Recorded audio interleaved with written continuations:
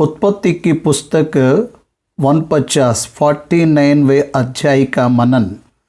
इस अध्याय में लिखे गए वचनों की संख्या 33 है। इस अध्याय में याकूब ने अंत के दिनों की इस्राएल की परिस्थितियों का विवरण किया है। उसके बाद वह मर गया, इसके विषय का विवरण लिखा गया है। अंतिम अध्याय 25वें अध्याय में उसके बरियल के विषय में लिखा है। उसकी मृत्यु का विषय 49वें अध्याय में बताया गया है। उसके अंत की बातें, भविष्यवाणी की बातें बहुत ही प्रमुख है। पहला वचन, फिर याकूब ने अपने पुत्रों को यह कहकर बुलाया कि इकट्ठा हो जाओ, मैं तुमको बताऊंगा कि अंत के दिनों में तुम पर क्या क्या बीतेगा। अंत के दिन अर्थात क्या है?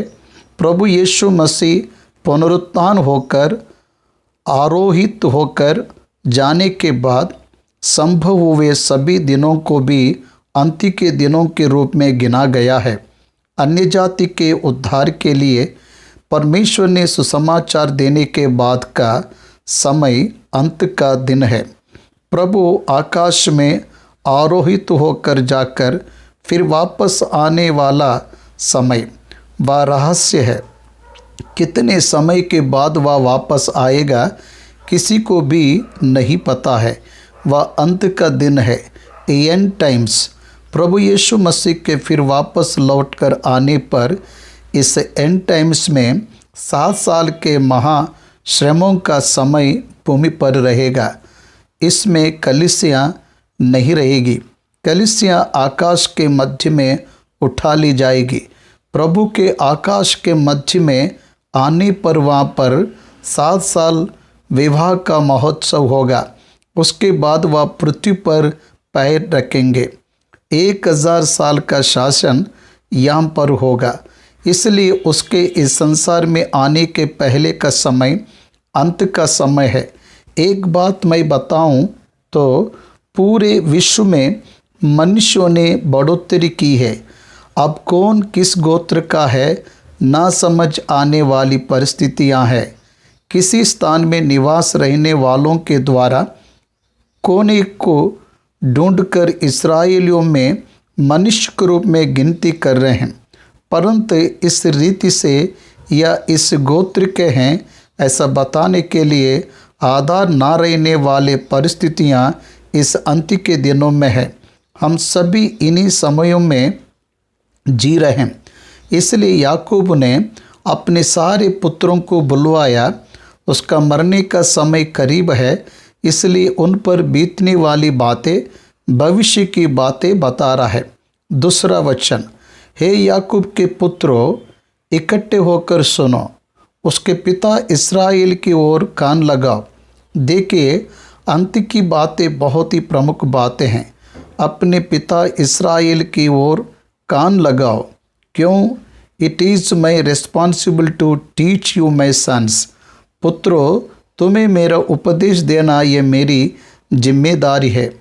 तुम्हारे भविष्य को परमेश्वर के पक्ष में तुम्हें बताने के लिए परमेश्वर ने मुझे बताई हुई बातें बताता हूँ। आकर सुनो।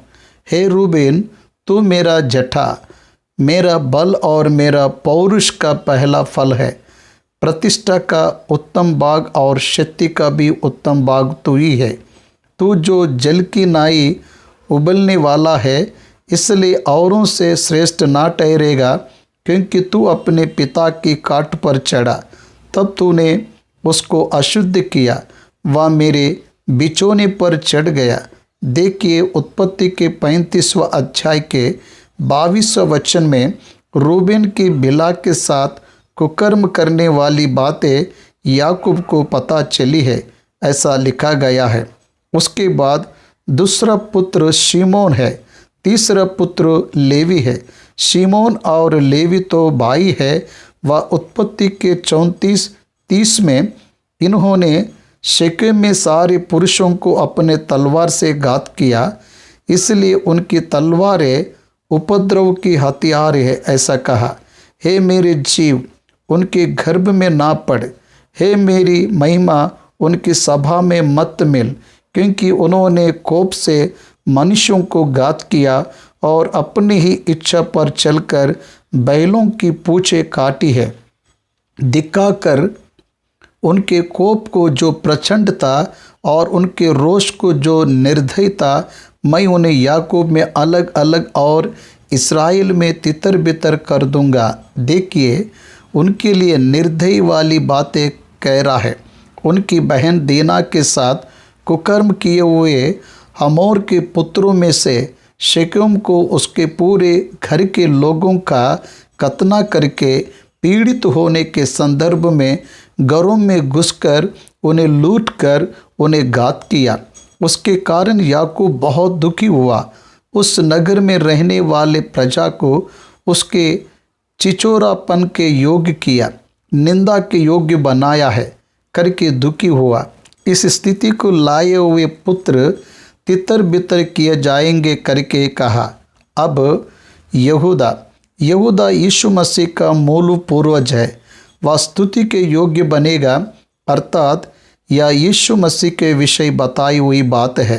हे यहूदा, तेरे भाई तेरा धन्यवाद करेंगे, तेरा हाथ तेरे शत्रुओं के गर्दन पर पड़ेगा, तेरे पिता के पुत्र तुझे दंडवत करेंगे।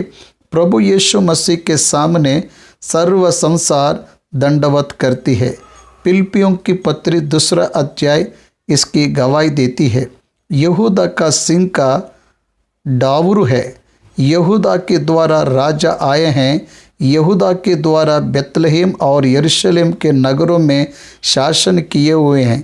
20 राजा सुलोमान के बाद आए हुए संतान राज करते हुए उस नगर पर शासन किए हैं। बबुलोन में जाने तक भी वह उस नगर में राजा बने रहे। वह सिंहनी के समान दबकर बैठ गया, फिर कौन उसको छोड़ेगा। उसके बाद यहूदा में से शीलो आता है। शीलो अर्थात भेजा हुआ व्यक्ति, वह यीशु मसीह के विषय बताया गया है। यीशु मसीह का राजदंड संसार में ठुकराया ना जाएगा। उसके वंश से व्यवस्था देने वाला अलग ना होगा और राज्य के लोग उसके अधीन हो जाएंगे। वह अपने जवान गधे को दाखलता में और अपने गधे के बच्चों को उत्तम जाति की दाखलता बांधा करेगा। उसने अपने वस्त्र दाख मधु में और अपना पहरावा दाख के रस में धोया है। ये भी यहूदा की संतान में से आने वाला यीशु मसीह क्रूस के संदर्भ में वह रक्त से भरे हुए पहनावे के विषय में उसका बांटा गया हुआ वह वस्त्र रक्त से भरे हुए वस्त्र के समान रहना वह देख रहे हैं। इसलिए अपने वस्त्र दास मधु में और अपना पैरवा दाग के रस में धोया करके बताया। उनकी आंखें दाकु मधु से चमकीली और उसके दांत दूध से श्वेत होंगे। देखिए, लाल और श्वेत को सूचित कर रहा है। मसीह का लहू उद्धार को, दूध का श्वेत पवित्रता को स्मरण दिलाता है। उसके लहू के उद्धार के द्वारा पवित्र हो जाएंगे करके बता रहा है। जबूलून समुद्र के तीर पर निवास करेगा। वह जहाज़ों के लिए बंदरगाह का काम देगा और उसका परला बाग सीदोन के निकट पहुँचेगा। इस्साकार एक बड़ा और बलवंत गधा है जो पशुओं के बाड़ों के बीच में दबका रहता है। उसने एक विश्राम स्थान देखकर कि अच्छा है और एक देश के मनोहर है, अपने कंधों को बोझ उठाने के लिए झुकाया और बेगारी में दास का सा काम करने लगा। इस्साकार दास बनेगा। जबूलून व जहाज़ों के लिए बंदरगाह का काम देखेगा करके बताया। 16वां वचन में बिला का पुत्र दान का एक गोत्र होकर अपने जाति भाइयों का न्याय करेगा। दान मार्ग में का एक सांप और रास्ते में का एक नाग होगा जो घोड़ों की नली को डसता है, जिससे उसका सवार पछाड़ खाकर गिर पड़ता है। 18वां वचन, हे यहोवा, मैं तुझसे उद्धार पाने की बाट जोता आया हूँ। गाद पर एक दल चढ़ाई तो करेगा, पर वह उसी दल के पिछले भाग पर छापा मारेगा। देख रहे हैं ना, गाद के विषय में उस पर चढ़ाई की जाएगी, उसी प्रकार से गाद भी पिछले भाग पर मारेगा। यह शब्द उत्पत्ति के 3 अध्याय में पिछले भाग पर मारना, वह तुझे सिर पर मारेगा करके शैतान से बताई हुई बात यहाँ पर हमें स्मरण करना है। अर्थात शत्रु मारेगा करके यहाँ पर अर्थ निकलता है। अब अशूर से जो उत्पन्न होगा वह उत्तम होगा। व्यवस्था विवरण 33:24 में मूसा अशूर के उत्तम अन्न के विषय में, मधुर पदार्थों के विषय में बातें किया है। अशूर राजा के योग्य स्वादिष्ट भोजन देगा। अब नप्ताली बिला का पुत्र नप्ताली एक छुटी हुई हरनी है, वह सुंदर बातें बोलता है। अब राहेल के पुत्र यूसुफ के विषय में 22वां वचन, यूसुफ बलवंत लता की एक शाखा है, वह सोते के पास लगी हुई बलवंत लता की एक शाखा है। शाखा कहने पर वह साथ रहकर संगति में परमेश्वर में रहता है करके बताया जाता है। उसकी डालियां बीत पर से चढ़कर फैल जाती है, वह बढ़ोतरी करेगा, ऐसा बताया जा रहा है। दंडीरियों ने उसको कैदित किया और उस पर तीर मारे और उसके पीछे पड़े हैं। उसका धनुष दृढ़ रहा और उसकी बाह और हाथ याकूब के उस शक्तिमान ईश्वर के हाथों के द्वारा फुर्तीले हुए, जो इस्राएल का पत्थर भी ठहरेगा। चरवा करने वाला भी प्रभु यीशु मसीह ही है। प्रभु यीशु मसीह के कारण यूसुफ आशीष पाएगा करके, या तेरे पिता के उस ईश्वर का काम है जो तेरी सहायता करेगा, उस सर्वशक्तिमान का जो तुझे ऊपर से आकाश में की आशीषें और नीचे से गहरे जल में की आशीषें और स्तनों और गर्भ की आशीषें देगा। तू तेरे बाइबल के कारण, तू तेरे बाहुबल के कारण बलवंत होगा करके यूसुफ से कह रहा है। उतना ही नहीं, तेरे पिता के आशीर्वाद मेरे पितरों के आशीर्वाद से अधिक बढ़ गए हैं और सनातन पहाड़ियों की मनचाही वस्तुओं के नाई बने रहेंगे।